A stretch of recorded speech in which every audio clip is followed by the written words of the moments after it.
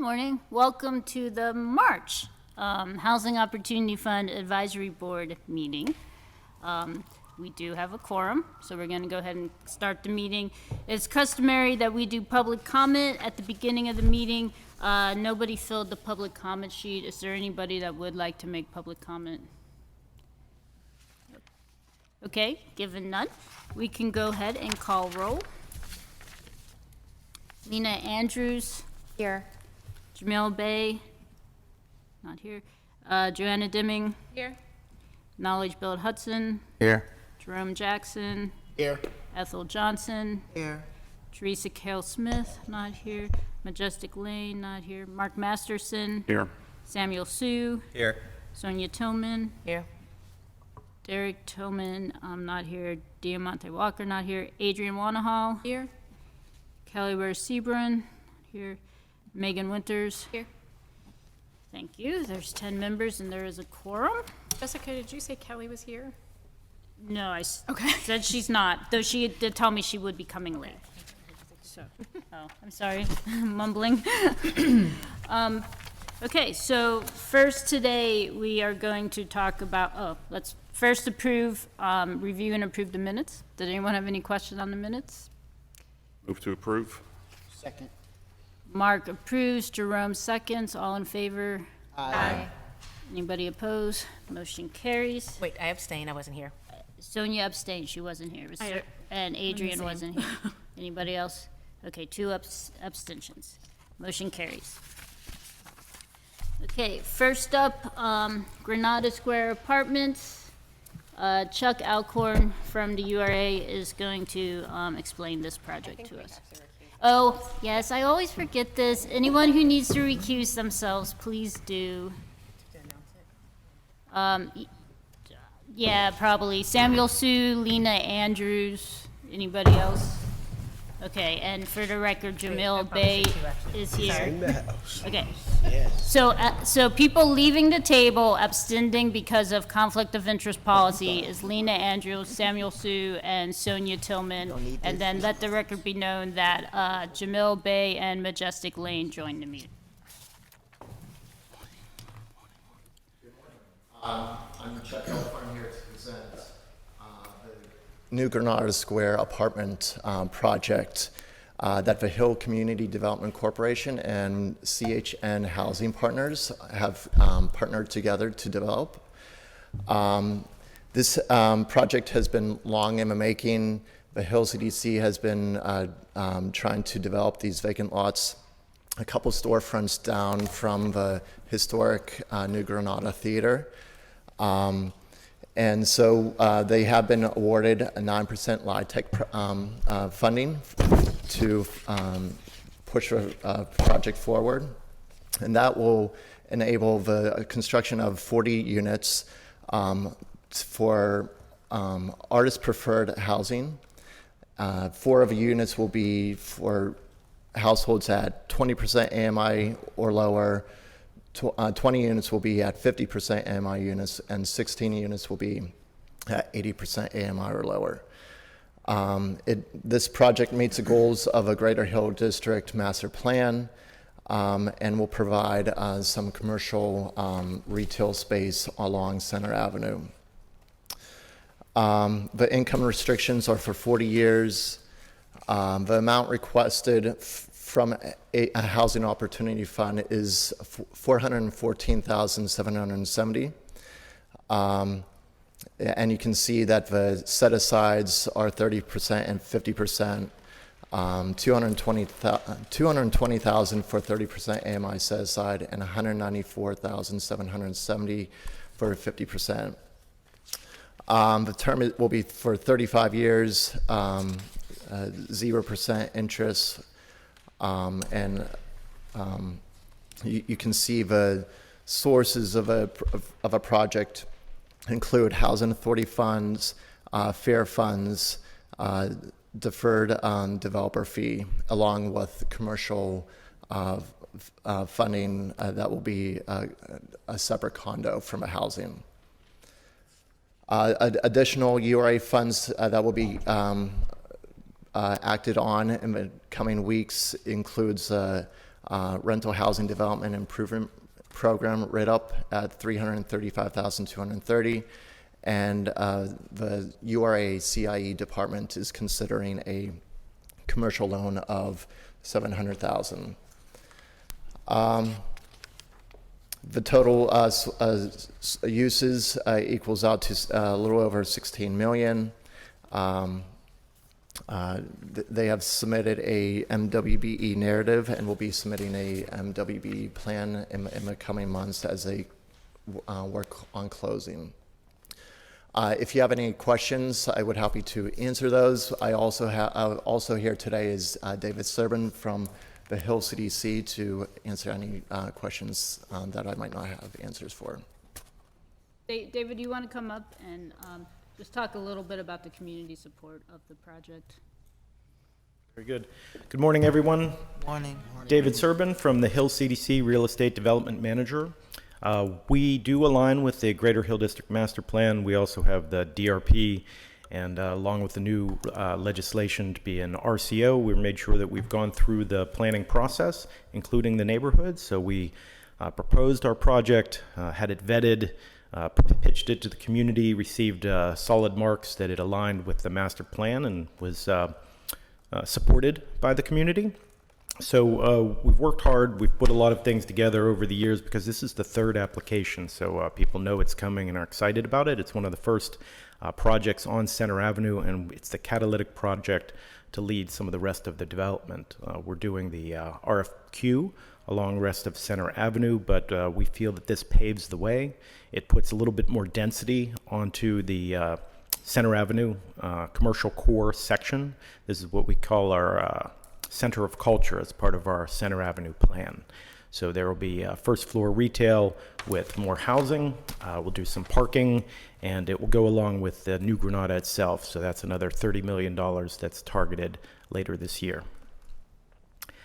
We have plans and letters of intent on the commercial side, but I just wanted to mention one more detail is that this is preferential for artists, and the idea is to have Hill District artists participating and being part of that Center of Culture, creating a critical mass of creatives in the neighborhood. Thank you. And David, stay up there in case people have questions, but just a note on the affordability. So 20 units are going to be affordable below 50% AMI. When I wrote the resolution, I actually wrote the resolution for 12 units just in case our income thresholds are slightly different than PHFA, but it is their intent and their requirement of PHFA to rent the full 20 units at 50% AMI.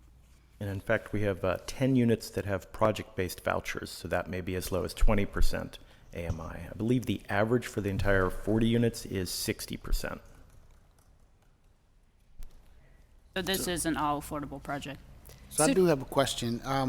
So there are currently commercial spaces in the locations where you're building? Is that It's a correct? vacant lot at this point. It's a vacant lot? Okay. All right. Just a question overall. I don't feel that at this moment in time, I'm really clear on the benchmarks that we're hitting with the different AMI categories. I think it would be incredibly helpful each time that we're reviewing, because I think that is part of the conversation for each funding application that we consider, is are we getting into alignment with those categories, that we have enough units and enough dollars that are touching each one of the AMI brackets? Okay, so we're gonna talk about that later today. Okay. Like after, when we go over to rental, towards the end of your packet is a rental spreadsheet that breaks it out by set aside. And Okay. we can show you where we're at with that. Great, thank I you. will tell you that historically, the 30% has been harder Yes, for us to absolutely. expend That's my concern. than the 50%. The projects that went through last month, the Northside project took a larger chunk of the 30% AMI to help kind of make that at equilibrium, but we'll talk about that at the end. Thank you. So back to my question. So the space on here, where the green roof and the white, those are not, those are commercial spaces there? So- Are you building around that, or is that going to be part of it? Yeah, we're in between the green one on the left, which is the Federal Credit Union, Hill District Federal Credit Union. And on the far right, it's a darker building next to a gray vacant lot, but the darker building is the Black Beauty Lounge. So we're fitting in between those two. Right, and so I guess my question is, the existing buildings where the credit union is, they're just gonna, are you doing anything to fix them up or make them look better, that you're building something new next to them? Is that part of the plan, or they're just gonna stay the way they are? Those are private entities. They're not part of this project.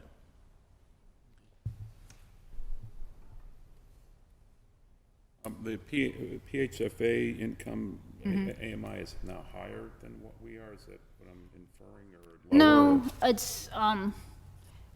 No, it's actually really close, but we take ours from the HUD home rules, and they take theirs from the IRS, and it's just slightly off. Ours is a little bit of a higher standard to hit. Ours is a higher, it's lower income. Yeah, so what, is it it detrimental to? probably doesn't, I mean, if people would like us to change the resolution to 20, I'm just kind of, we always err on the side of caution, but I'm fine with changing it if the Hill CDC is. Yeah. That- that- I don't hear understand. your issue, Our right? income limits are our income limits, and, if we're gonna fund it per unit, then let's make sure that we're doing it. I'm guessing that's what we're doing, but why wouldn't you just make it match with the Yeah, lower it income was and also higher a standard? compromise between what they requested and the 20. I think they requested a lower number, so. Okay. David, would it be okay for us to deed restrict all 20 of your 50% AMI units?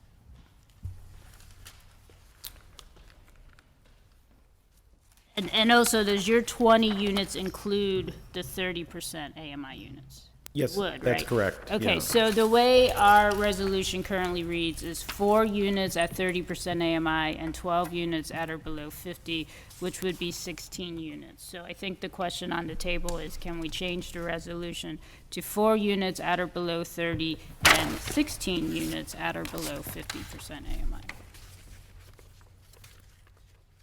I believe that would be correct. That's kind of a complex issue. I know that 10, as we said, would be easily able to meet that.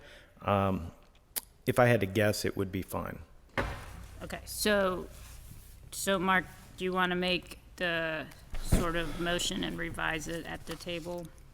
Just before you do that, though, if something, we've just put a person on the spot in this moment to say yes.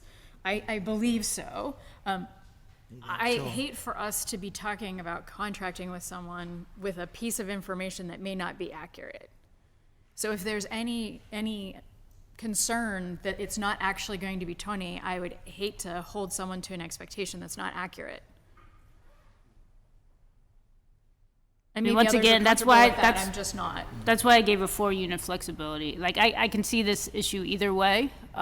What we could do is we could stick with the resolution the way it is, and then I can just, report back once they're fully leased to the committee as, to see what income levels they've hit. I'm fine with that approach as well.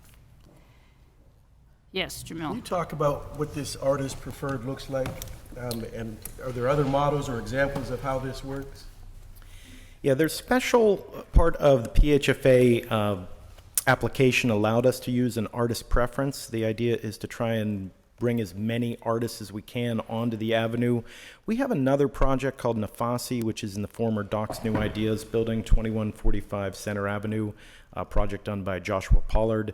We'll be putting in 6 artists there. It's a little different. It's kind of artists in residency. So we've been forming that and getting some of the guidelines together. So I know how that's coming together with Arts in HD, Arts in Hill District. So they have a committee that's part of that team of Arts in HD. They review a portfolio from artists to try and determine how creative or how much they fit into African American art and part of the culture. So I'm not sure of all the guidelines on that, but that's actually a little more restrictive because it allows a discount on rent for those artists, and those artists have a specific amount of support they have to give back to the community. So that's a kind of residency program. The maximum, I think they're there for 24 months. But that's going to be guiding us to some extent on how the community will judge an artist or a creative for these 40 units. And we were just discussing yesterday some of the preference or selection categories that we have to submit to PHFA. It's not going to be as stringent, and in fact, you don't have to be an artist, but they're given preference. And right now we're saying whether it's 2 weeks or 4 weeks that will allow that if there's no artist that's brought forward an application that works towards moving in, that will open it up to somebody else that's on our list that doesn't have that artistic qualifications. Is it all types of art? I mean, do you know? if there's That's correct. On this project, it's an artist preference, which lends a little bit more towards a creative, but it could be spoken, it could be more visual, could be more tangible art. More like brew house, is that what it's called on the south side? I don't know the brew house. I know the spinning plates project in track East too. Liberty. Okay. There's one Yeah, track. Brew- that's Brew something House we did. also Brew house, targeted yeah. that. similar maybe.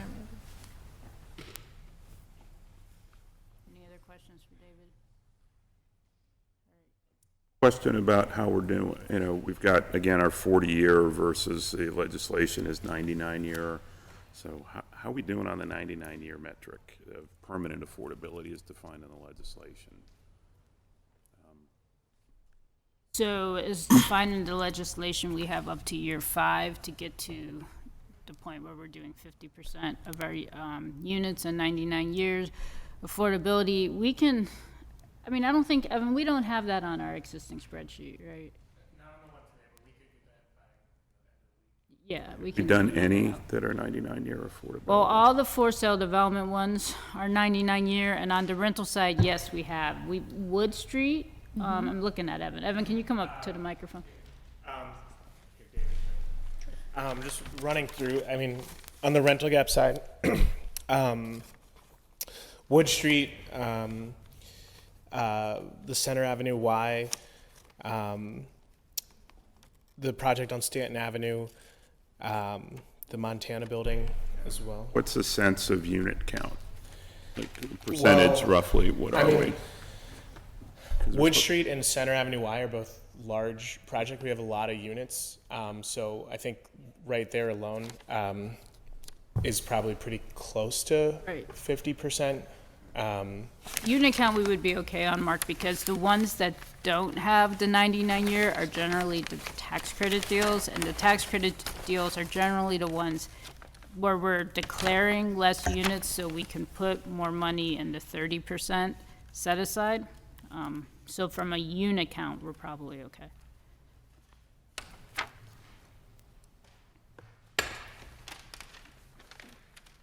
Okay, if there's no questions, I guess based on the conversation, I mean, I tend to agree with Adrian a little bit that let's err on the side of flexibility. We're talking about a difference between 4 units, but we can come back and notify the advisory board once the Hill CDC is leased up. And I want to do a little bit more sort of research on the fluctuation between our rents and the PHFA rents as well.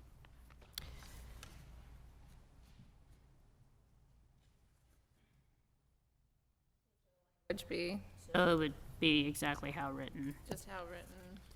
Should we have something about explore possibility of 16 Sure. units? Possible. I mean, Prefer- David, the you would be preference- comfortable with the that language, right? Preference is Yes. 16, Okay. if feasible. Okay, so whoever reads this, just tack on at the end with a preference of exploring to increase the 50% to 16 units. Somebody make the motion. Motion to recommend the approval of rental gap program funding in the amount of up to $414,770 for the development of New Granada Square apartments in the Hill District. The deed restrictions will be tied to 4 units at or below 30% area median income and 12 units at or below 50% area median income.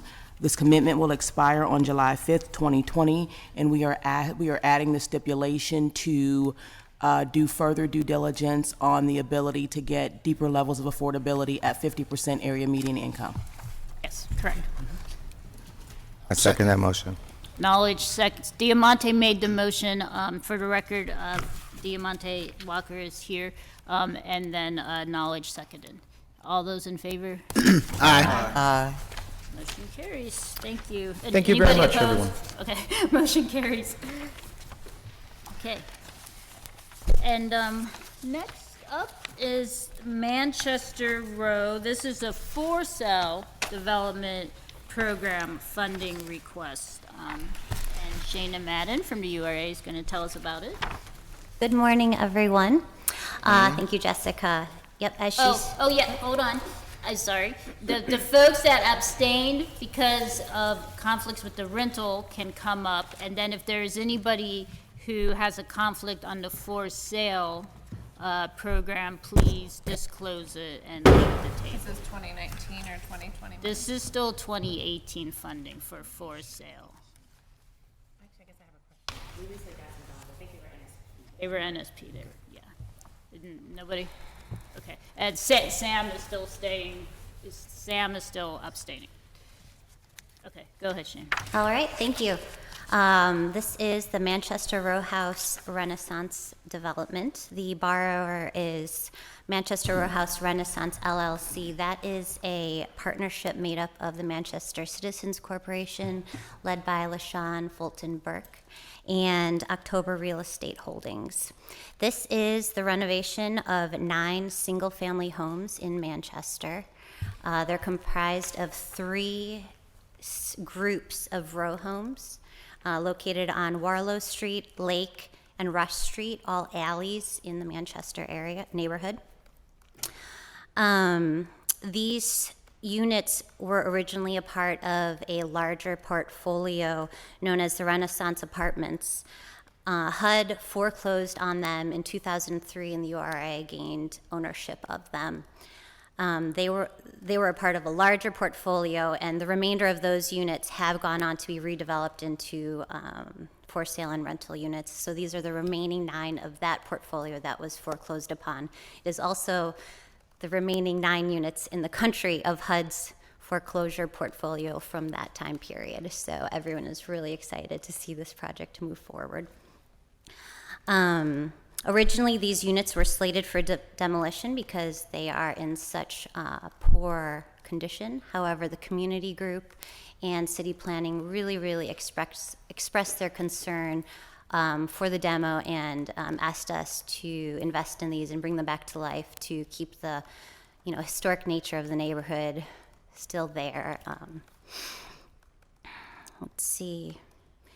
So, of the 9 units, 3 of them will be sold to 80% buyers, listed at $115,000. The remaining 6 units will be sold for $180,000 to buyers at 120% AMI. Today, we are requesting $210,000 in HOF for sale development funds. That's $70,000 per unit.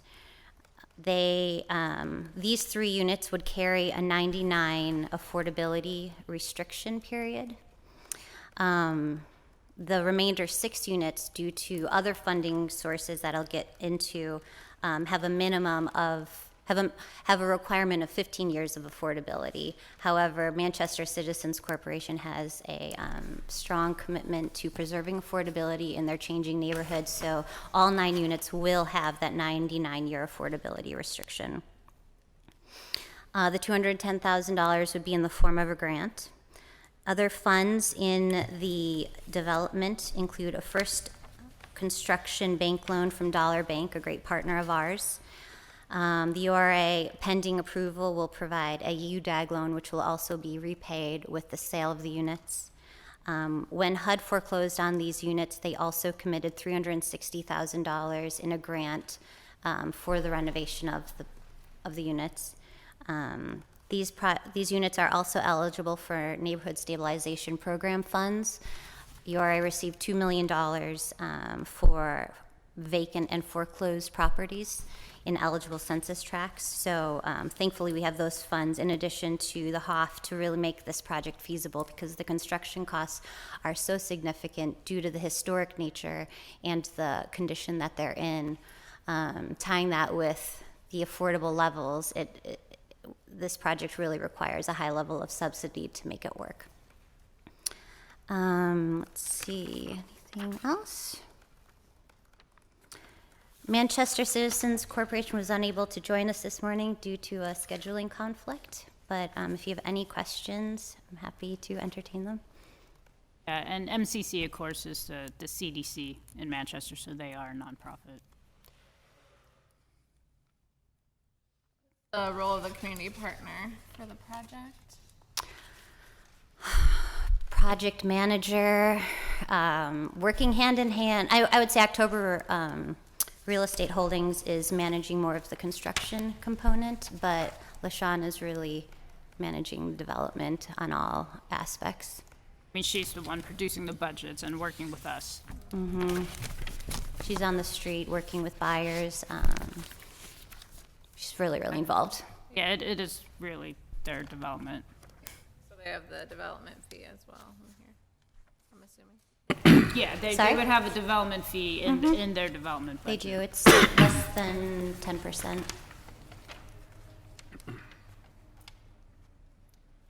Make a motion to recommend the approval of for-sale development program funding in the amount of $210,000 for the redevelopment of 9 row houses in the Manchester neighborhood to be resold for homeownership with deed restrictions that will be tied to 3 units at or below 80% AMI, and that the commitment expires July 5th, 2020. Mark made the motion, Joanna seconded. All those in favor? Aye. Anybody opposed? Or anyone abstain? That's not a table. Okay, motion carries. Thank you. There's a general question about how we look at income because it depends on who you sell to, but the staff looks at it as sort of the middle of the road, like a 3-person household to look at what the sales prices should be. Yes, Okay. yes, we have an affordability analysis where we look at, all You're the figuring different out- household sizes, but, I mean, we love it when we hit like it's affordable to a 1-person household, at that income, because that means it's definitely affordable to Right. larger families, but yes. there's So a for balance. budgeting or development purposes, if somebody's doing it, they should be looking at a 3-person household. Two or three, but we love them when we get to 1. Okay. Okay, so today we wanted to go through our rental gap program. So if you look at your spreadsheet that's on the back, I don't seem to have one. Boy, I don't seem to have one.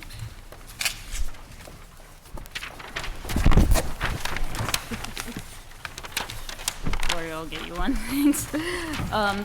Okay, so basically, this is the list of all the rental gap program projects that you have seen to date.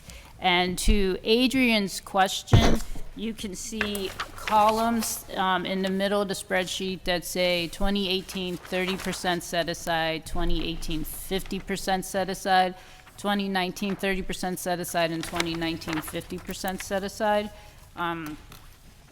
So those are how we keep track of the percentages, because each year in the allocation plan, we do approve, a certain amount of funding for each. And then down at the bottom, it all tallies and calculates. So the bottom line of all this is that after today's Granada Square approval, if you look at the very bottom of the page and you see cumulative, there's a little box that says cumulative RGP funding. It totals the 2018 and the 2019 funding, and we included the Granada commitment in that number. So after today, there's only 170,000 remaining in the 2018-2019 money. Just as a reminder, the URA does not have the 2020 funding yet.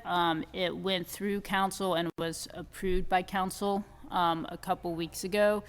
So it will be transferred from the city sometime this spring, but I do not know the exact timing on that. So basically, what that means is until we get that money, there's 170 that's uncommitted, but we do have some commitments that have not actually closed yet and have been sitting on our books for a while, which is what we're going to go through. But Evan, can you go back one slide? And what we want to talk about is today recommending that any of the commitments that are over 500,000 that are not still in their 4-month commitment period be basically, ended as of their expiration date and not renewed. And then for the ones that are under 500,000 that and their expiration date has expired, that they have until May 1st to close, and if they do not close, that commitment will expire on May 1st as well. But for the ones that are over 500,000 and their letters are past expired, that they would be expired now, as of the date of their letter. That's our proposal. So next slide, Evan. So let's talk about the projects that are on the spreadsheet and where they're at on this. Can I ask a question first? Yes. I think that the people who abstain from the rental gap conversation need to abstain from this vote. Does that mean you want us to leave that? I think many of us are going to have to, because I know I've got one that we're going to be discussing, but that was from the first year's allocation. Okay. Well, so do we have enough if we do well, that? we're talking about all three. I think we do have enough. Thank you for that reminder. How many people would need to leave the table? We still have a quorum. So yes, if you could please leave the table for this discussion. Lena, Sam, Mark, Sonia. Poor Sam. We do value your. Okay, so the good news, let's start with the good news. To date, so we've been operating this program, basically the first awards were December of 2018. So we've been operating this program for a year and 4 months. And the really awesome news is closed to date has been numerous projects totaling $2.5 million. And when I say, just for the general public, when I say closed to date, that means they had all their financing in place, they closed all their financing, and they started the construction. So these units are all under construction. Riverview Towers, which was a senior high-rise in Squirrel Hill, is under construction. The Center Avenue YMCA, some of you were at that groundbreaking a couple weeks ago. They are under construction. Parkview Manor, which is an existing occupied rental building in Oakland, is undergoing their repairs. Mellon's Orchard, a lot of you have probably driven by this. This is the houses you see being built behind the McDonald's in East Liberty. That's our money at work. When you drive by and you see those green, the green building houses, that's under construction. The Leamington Senior Home in Leamington is under construction. So those all total 2.5. I'll skip over to the third column real quick. Wood Street Commons, that closing is scheduled for next week. So they will be able to get their elevators and other necessary repairs done. The Hazelwood Affordable Preservation, that closing is scheduled for March 31st. That would be Hazelwood Initiative purchasing the existing affordable units and rehabbing them. And then the Stanton Avenue deal, that is also scheduled, Evan? In early April, and that is the preservation of an existing affordable deal. If, for whatever reason, those deals do not make their closing dates, they would also have, our suggestion would be that they follow the recommendation that those commitments would be expired as of May 1st as well. And then the second column is the ones that are still within their 4-month period, so I'm not going to read through those, but those are the ones you've seen in recent months at the advisory board. So this action really does not affect them today. So the deals that are actually this action affects today is the 5 Points deal was one of the earlier ones we awarded in Observatory Hill. It's been outstanding for a while. So if the advisory board agrees with this action after today's meeting, they will receive a letter stating that they will need to close by May 1st of 2020 or their commitment will expire. And then the other one is the City's Edge. That one is over 500,000. It is $1 million commitment. And that deal has not closed, and it's past their expiration date as well. It doesn't look like the deal would be in a position to close anytime soon. So our recommendation on that would be to let that expire as of their date, which was February 28th, but let the developer know that if the development does sometime in the future, get in a position where they're closer to closing, that they could reapply when we do a funding round in 2020. So are there any questions on all this information? Status of these projects. You sound like you're familiar with the City's Edge. You don't see a closing in sight. With 5 points, do you know the status of that? I talked to the Northside Leadership Conference, who's project manager on that, a couple weeks ago. They just received what they hope is it's their final construction bid. So they do have costs. They're working on finalizing their sources at this point. I do not know if they will be able to close by May 1st or not. Reapplying and going through all that, if they're close, it seems like a burden for the staff here as well as, their staff.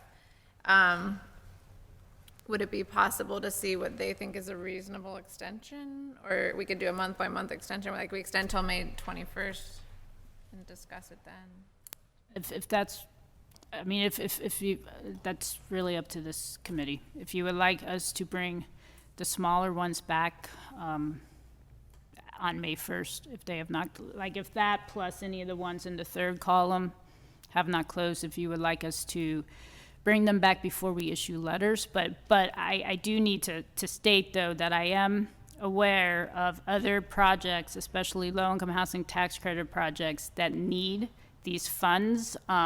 We don't know when we're getting the 2020 money from this city. So I'm expecting that we will not issue the funding round RFP. We've talked in the past about how we're going to issue an RFP instead of doing rolling, but have a funding round for the 2020 money. I don't expect that we'll be in a position to do that until June or July.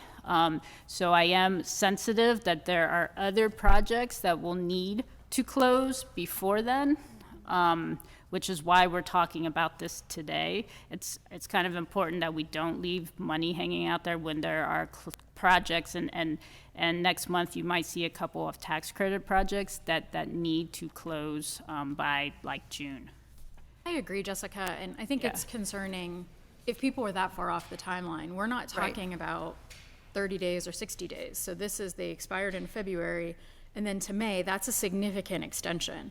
To go beyond that really feels like it's not doing justice to the other projects or to the standard to which the existing projects were held.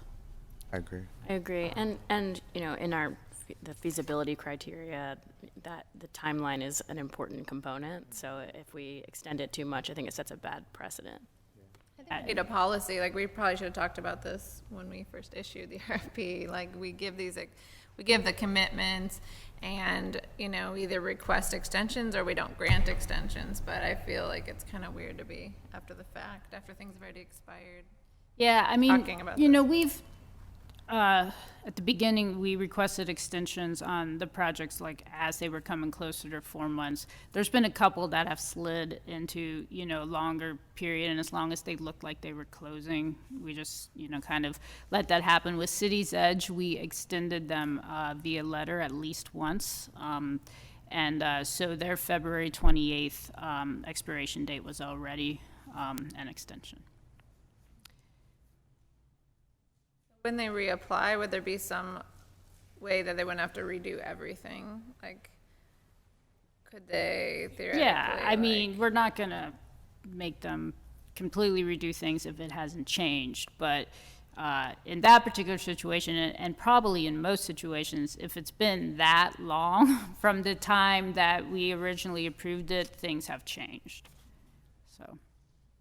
Will it hinder these projects even being able to happen? Because sometimes, they're basing these other commitments on this one. I mean, I feel does like it there matter are as risks long as- in every deal, and to make decisions based on something that we don't know, we evaluated these projects based on what we had in front of us. And to now have a whole other package in front of us under consideration, again, I think we need to have some level of equity in the way that these are treated. And we did say there was an expiration date.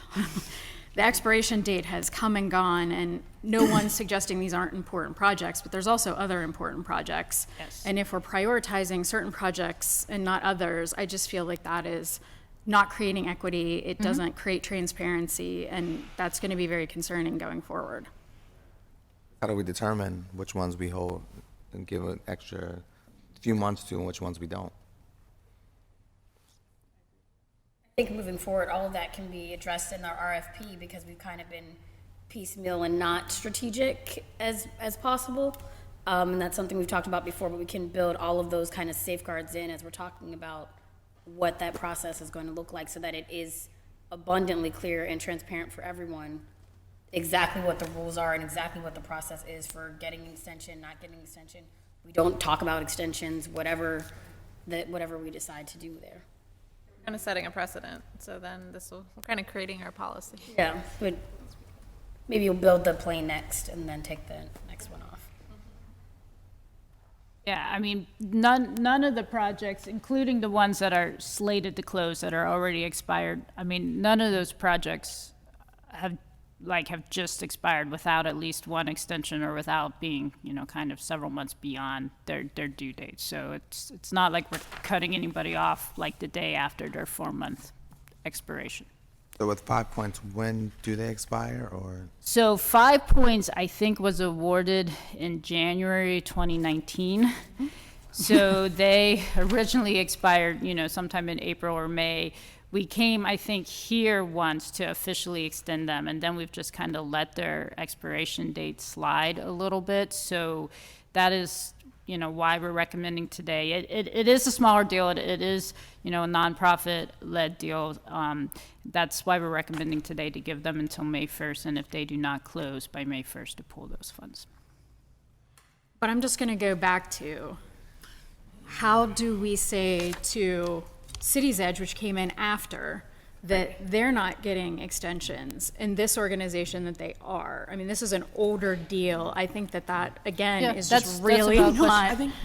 I think we need to remove the $500,000 stipulation, and if it has not closed by now, and the board is recommending a clawback of those funds to invest in other opportunities, these folks that do not have scheduled closings can come and reapply. So I think the issue might be the award amount.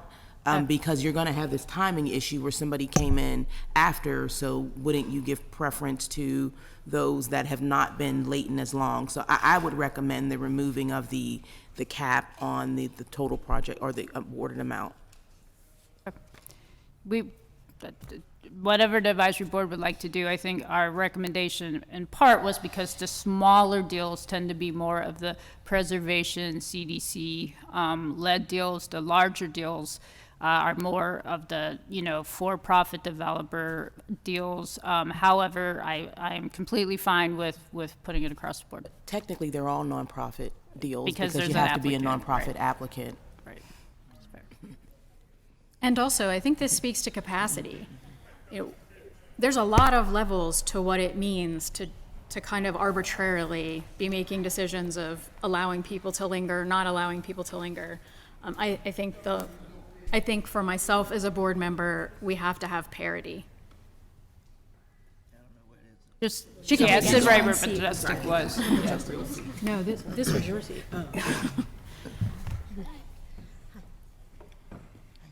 My only difference is that I think it's been good what you guys have been doing in terms of working with people, in terms of them requesting a certain amount of time or there being end in sight. So that's the only difference that I see between these two projects. One, you're saying there is a potential end in sight. The other one, there's not. So I think you should work with people. They should be able to request extensions, let you know what their progress is. Is a But to year's an delay extent. reasonable? But to an extent, right?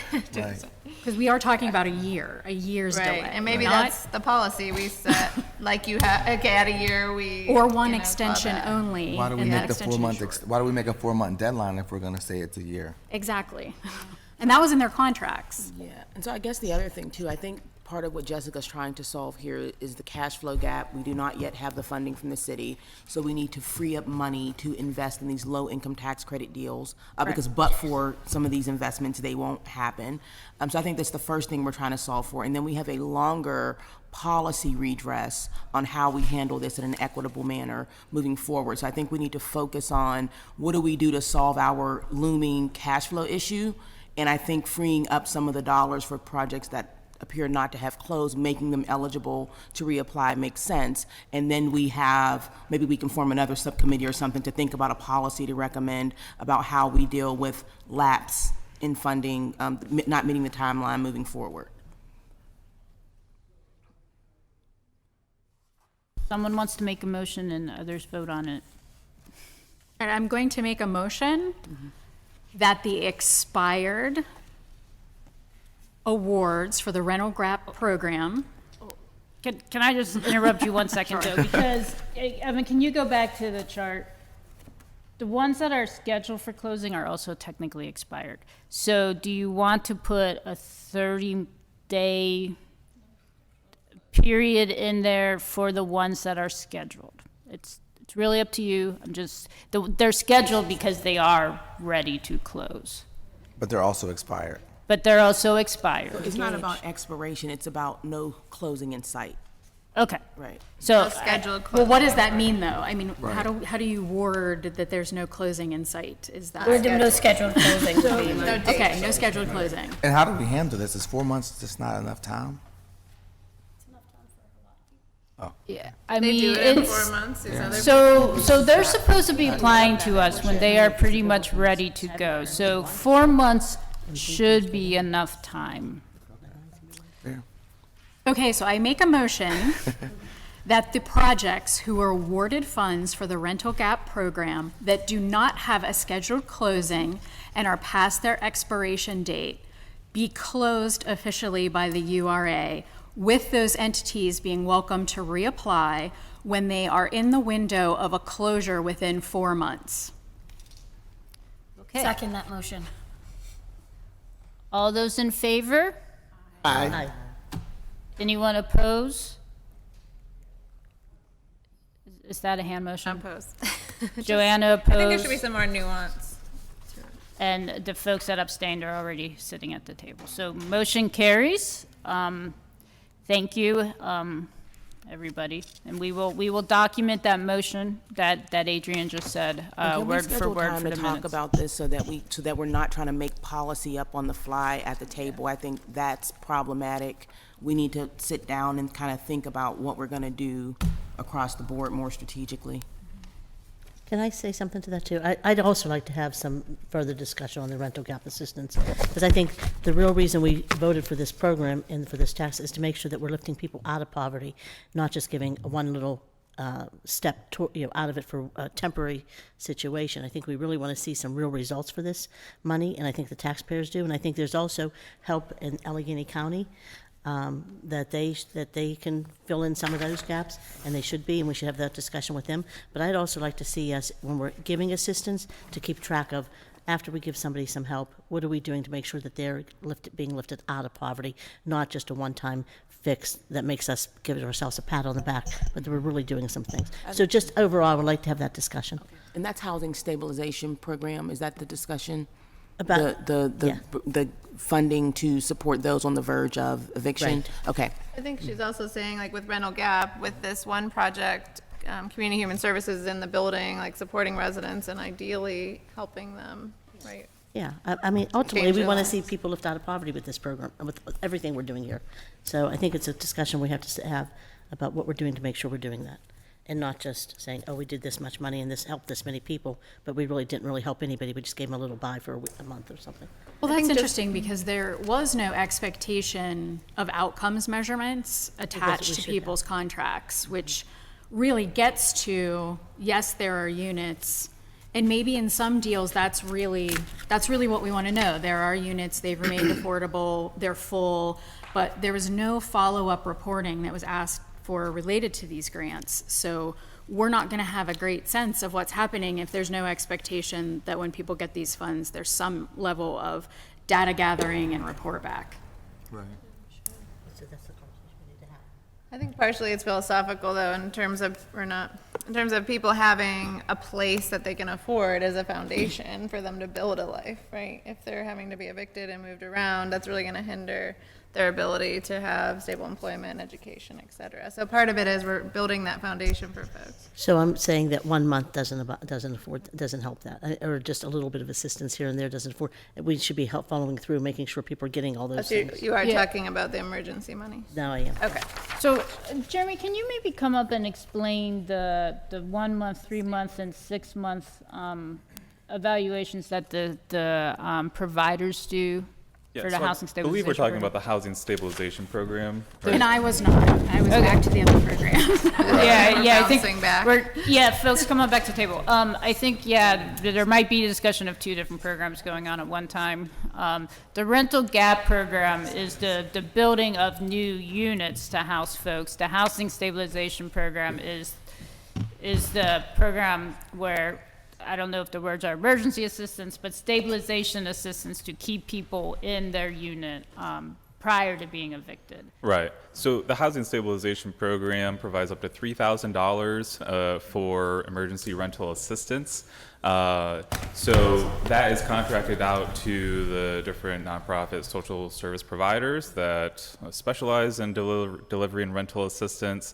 What Jessica was alluding to is that once someone is finished with or maxed out their assistance or finished their services with a housing stabilization program, the providers are mandated to do a 1 month, 3 month, and 6 month update assessment with those households after they have completed their services to ensure that they are stable, that they have the resources they need, that they feel they have the support system that they need to have. And if in those update assessments at the 1, 3, and 6 month mark, if the providers have identified that there's still a need, we're asking them to continue to assist them if possible.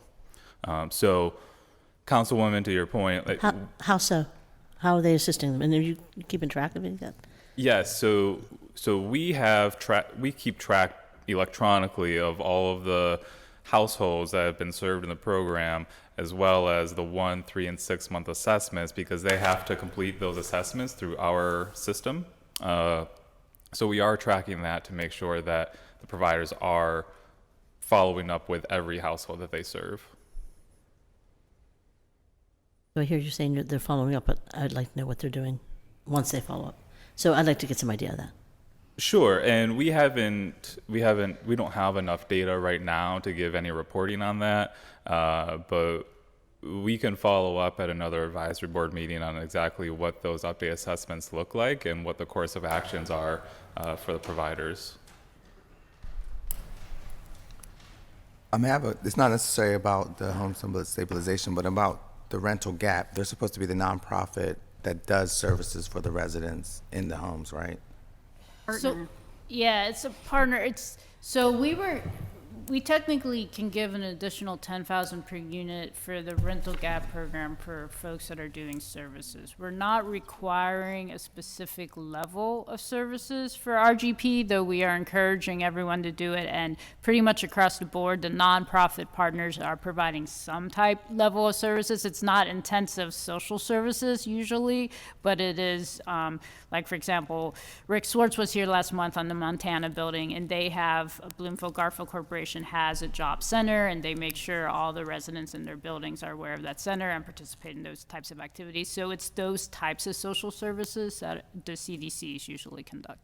Just making people aware of things Aware of things, and like Riverview Towers does a lunch program. I mean, it's all a little bit different, but it's not usually not an intense level of supportive services. I would just like to point out a problem, I guess, that I have with the foundation of our conversation, which is that having a low income makes you deficient in other ways that require a lot of things, because it could be just that you have a low paying job, because we have so many low paying jobs in this city. So if you qualify for services because you're making 30 grand a year, or qualify for affordable housing, you could be a secretary with her life together. There's just a dearth, there's just a lack of good jobs. So I just want to put that out there, that that's not necessarily what everybody needs, and to not get stuck on a deficiency conversation, because we're not collecting data on what their needs are to know if they need that. So that may not be something that should be as part of every program, because just because I can't afford $2,000 for rent does not necessarily mean that I need you to walk me to a soup kitchen. So I just want to point that out there, that that's something that I think we need to play around with if we're going to require supportive services, or how we're going to decide that you need that. And I just want to put that idea on the table, because it makes me a little uncomfortable. I'd love to respond to that. So somebody who did need help in my lifetime as a widow with raising 2 kids, I would want somebody to help me. I would want somebody to know that somebody's listening, somebody cares, and that there's help out there. Whether if you're working a low-income job, or 3 low-income jobs, which a lot of our people do in the city, and that's a lot of reasons why people do need help.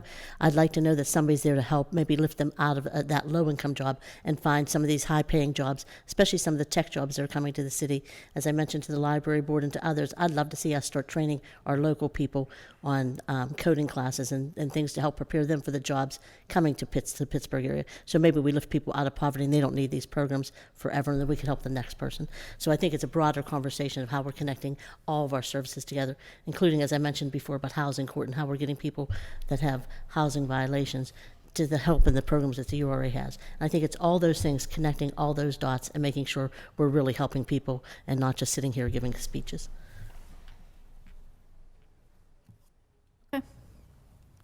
Thank you. So Bettina, you want to come up and do some updates?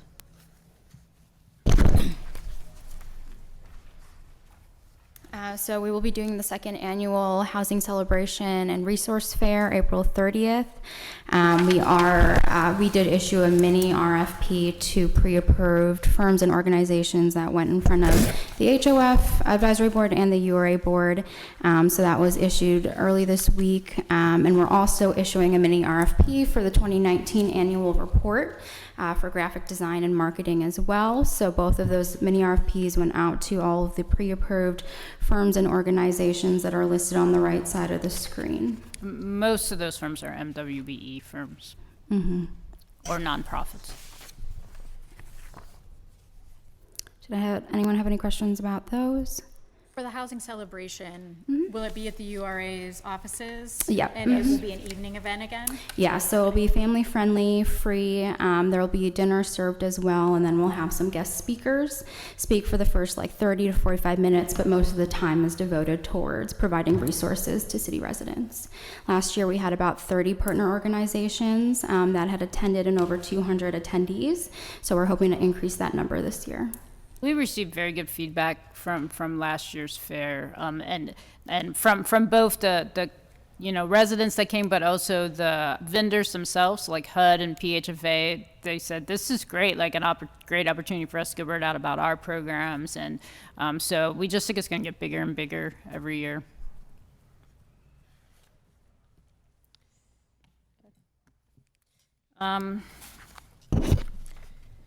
So I guess next slides is just our regular discussion of expenditures. So here's our closings. Our map is looking awesome.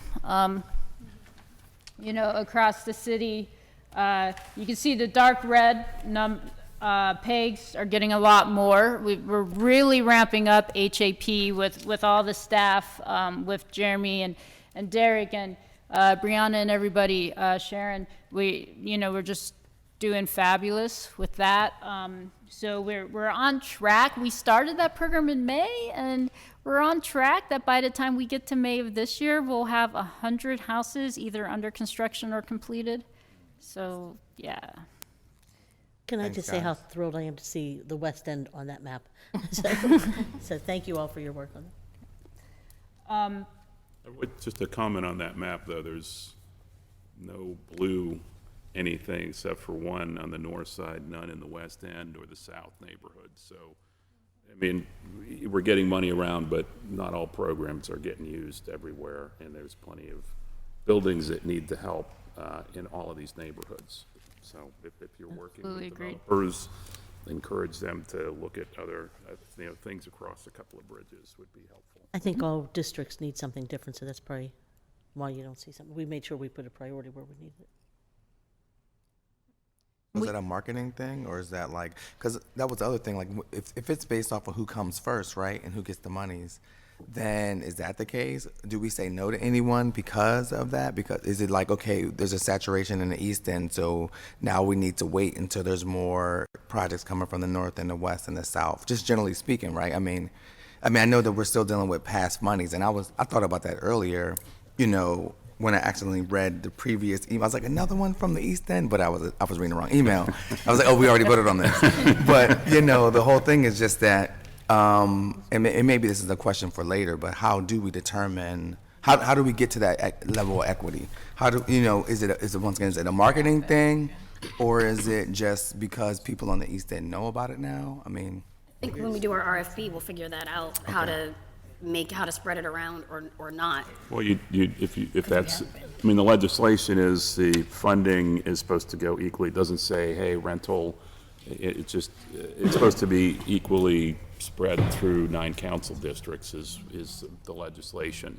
So maybe, well, it's not, but it might be a consideration that we're looking at as we start to go to application deadlines. I guess, I'm sorry, go ahead. It's a combination of, where markets are happening and that sort of activity, but also the sophistication of the nonprofit partners that are partnering with developers, that on the south side of the rivers, from the west end and the south side, those kinds of nonprofits that are CDCs don't exist at that level and have been doing this kind of work for that amount of time. And so it's, a combination of those two things. Capacity. Right. And also, like in the north side, I feel like more focus has been on home ownership, the CDCs, than rental. And I guess the other question would be, do we have record of applications that have come in from those areas that have been turned down? And if so, because if they're not applying, then the blue dots are not going to show up. I don't think it's an outreach issue. I think that, the tools are pretty well known throughout the city. This is a very public forum. People know that it's there. But if the nonprofit partners have a strategic plan to boost home ownership, then I don't see them, trying to pull together deals that do rental gap. And if that's something that the advisory board wants to steer, and you want the URA to start to think about that, or other housing, housing developers to think about that, then that's something that has to be intentional, not necessarily the availability of the tool, because it's all driven by neighborhood plan as well. But I think that there's a lot of opportunities in our commercial districts in every neighborhood in the city that have vacant buildings and vacant upstairs that could be reused. It's a tremendous opportunity to be able to do affordable rental units throughout the city, and that complements a homeowner strategy. It's exactly what's happening in Observatory Hill. It looks like the commitment's going to expire, but that was the intent, was to do 6 affordable units above some vacant commercial stuff. So as folk, I was abstaining over in the corner, but as you're voting on this stuff, maybe we're rushing through a lot of these decisions about how to do it. But I'm just saying that we need to be intentional, and it is outreach, that you can use this, and it doesn't change. It should be a complement to any housing strategy. Okay, next slide, Evan. So these are just showing you how much has been allocated and committed and what is remaining. This is in the 2 years, so 2018 and 2019 for all those programs. So you can see what's been remaining. So for example, the homeowner assistance program had a total of 4.5, and the folks that already have commitment letters out there, that only leaves $1 million left. So we're going through it pretty nicely. Any questions on that? Okay, and then You go back for it.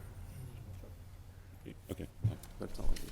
And then the next slide is similar, but it shows the households, you know, kind of by unit count, so you can get an idea of the unit counts from all these programs as well.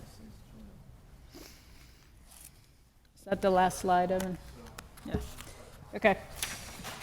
Any questions on that? All right, so a couple more announcements. Sharon Taylor, can you stand up? Sharon, this makes me so sad. Sharon is a longtime URA employee. She is retiring as of March 31st. And over the last year, she was instrumental in helping us get the HAP program set up. So I want to personally thank Sharon for all her years of service and for the last year that she really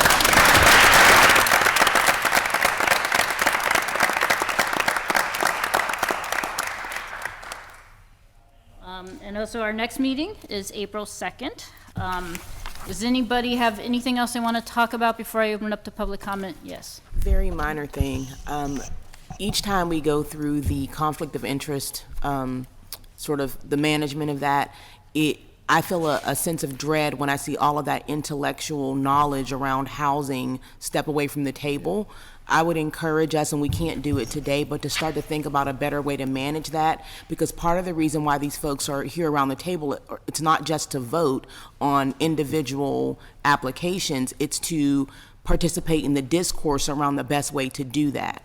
And so I know that there was a recommendation early on from the consultant that we manage it that way, but maybe we think about having an attorney or somebody who understands conflict of interest management on boards so that we can hear their voices, hear their opinions, and if they want to then abstain from the vote so that it's transparent. But we can't lose all of that intellectual capital around housing each time we go to discuss a major item.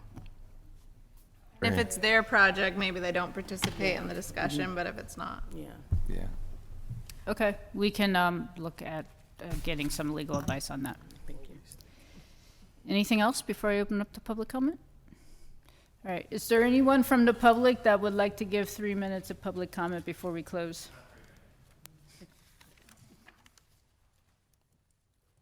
Good morning. Say your all. name. Swain Uber. Nice to see you all. It's packed. This is probably the most full I've seen the table. Just one quick thing. I know actually it had been delayed because of some of the vacancies on the board, but the discussion of the chair has not really resurfaced, and I was just wondering what the status of that is and whether or not there'll be a, I don't know if it's an election, but an appointment of it.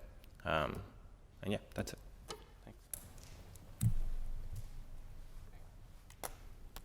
I don't know Did we what the respond to protocol public is comment here? with responding to, yeah, public comment, but I will state that there was a while there that the chair discussion was delayed because we did not have a full board. Right now, we are at a 16-person board. The URA seat is still vacant. However, there is about 7 or 8 folks that will be changing as of April. So my suggestion would be as soon as the new folks come on to talk about a chair as quickly as possible at that point. I don't know what other people think. Will we ever be stable enough? I don't know. Okay, looks like we have someone else for public comment. Go ahead, state your name, even though I know you. Hi, my name is, excuse me. My name is Megan Confer-Hammond. I'm the program director at the Fair Housing Partnership. I apologize for my lateness. Our whole staff has had the flu for the month of February, and it has been, we're recovering since before the pandemic, but it's been, I appreciate it. It's been a long time. It's been a hard month. I just want to comment real quick is that you may be aware that there is a comment period right now for the AFFH rule as published by HUD, firmly furthering fair housing rule, looking at quite severe and drastic edits and changes to that. If you're interested in the value in both leaving your comment, and the value in your comment is not leaving a form cut and paste comment, but in leaving a original unique comment with information that is then reviewed, or an opinion or thought that's then reviewed individually as opposed to the cut and paste. You can speak with me after, and I can make sure to send you more information, the link, and what you can do to leave a comment to give feedback on what you believe and whether or not the HOF is interested in leaving a comment on behalf of the HOF, or if you're interested in leaving comments on behalf of yourself or your organizations in whatever form, would be greatly appreciated and valued in the fair housing community. There is a lot of effort and groundswell movement across the country in propelling our areas and regions to show support for AFFH as a robust data-driven tool wherein we can make a true assessment on how we are addressing discrimination, not simply economic equality. On that note, I will simply comment on the conversation that was had about the map where the projects are plotted. We certainly all understand where the big hole is as we look at Squirrel Hill, Shady Side, and the area where there are no plots. And we can certainly have a talk about understanding that map within a fair housing context of how it overlaps with concentrations of race on top of concentrations of poverty, on top of, if we are truly to desegregate Pittsburgh, to understanding that then we need people of all races to then intermingle amongst the neighborhoods to provide affordable housing in maybe districts that it's not a priority amongst the district, but we can talk about how we understand the Hunt Armory has development happening, the Shakespeare Street Giant Eagle area has development happening. There is development in those plots of land, and the difference between preservation of affordable housing where it exists now, but the creation of affordable housing has an amazing AFFH impact in order to assist with integration as a means of addressing discrimination and segregation as opposed to only economic opportunity. Thank you. Could I ask you to make sure that the URA has that link and that the URA sends the link to all of the HOF? Absolutely. And one other, I greatly appreciate the sign language interpreter. Despite my ability to pass his hearing extremely well, it was much, much appreciated to be able to follow the conversation. So I thank you for that as well. Are we going to have a session? I think that was discussed 2 or 3 months ago that they were going to conduct. Yeah. So Megan, if you can come back up to the micro fast. They were supposed to come last month, but I think the flu was still going through your organization. So they are tentatively on the schedule for next month, for April, which is Fair Housing Month, to talk to all of us. Absolutely. And then we're in contact with Jessica regarding some other information and coordinating that. So March looks to be a better month than February was. It was certainly a leap year, absolutely, with what struck our office. Thank you. If there's not any more public comment, can I have, I learned last month that someone needs to motion for the closing. Move to adjourn. Mark Second that motions, motion. Knowledge seconds, all those in favor? Aye. Aye.